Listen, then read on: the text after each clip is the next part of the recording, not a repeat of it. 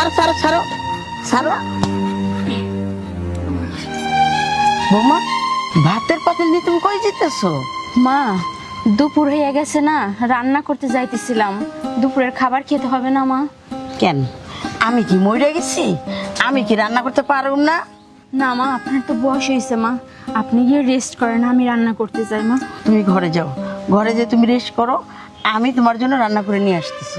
মা, আচ্ছা, তোমার জায়গায় যদি আমার একটা মেয়ে হইতো তাহলে আমি কি করতাম? আমি কি ঘরে বসে বসে আরাম করতাম? তুমি যাও, আজ থেকে তুমি মনে করবা তোমার শাশুড়ি না, তোমার মা আমি। আপনার মতো এত ভালো শাশুড়ি পেয়ে আমি গর্বিত মা। মা, আপনার মতো যেন শাশুড়ি প্রত্যেকটা ঘরে ঘরে হয় মা। বাহ মা বাহ, তোমাদের এই দৃশ্য দেখা আমার মনটা জুড়ে গেছে মা। এইটা কিসের শাশুড়ি? আমি তোর মা। দেখো আশেপাশে যারা আছে, দেখো হঠাৎ করে হার্ট অ্যাটাক করে মারা যায়। কেন মারা যায়? ওই বউ শাশুড়ির যুদ্ধ। কারণ বউরে যদি ভালোবাসি তাহলে মা কয় যে না আরে আল্লাহ রে আমার কোলারে নিয়ে গেছে।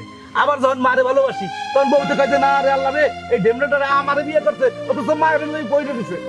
এই যে যে ঝামেলা, এই যে যে দ্বন্দ্ব, এই চাপ সহ্য করতে না পাইরা এই পুরুষ করে কি হার্ট অ্যাটাক করে। ও বাসে আর ওই বউ শাশুড়ি তো আবার ওই জঞ্জাল লাইগেই যায়। আসলে কি বাবা, প্রত্যেকটা ঘরের মা এবং বউ দুজনের বোঝা উচিত যে আমরা দুজনে যদি ঘরের মধ্যে অশান্তি করি তাহলে আমার সন্তান কষ্টে থাকবে। বউয়ের বোঝা উচিত যে আমার স্বামী কষ্টে থাকবে। এইটা যারা না বোঝে তাদের সংসারে অশান্তি। আমরা বুঝি, এই জন্য আমাদের সুখী পরিবার। আয় বাবা, বুকে আয়।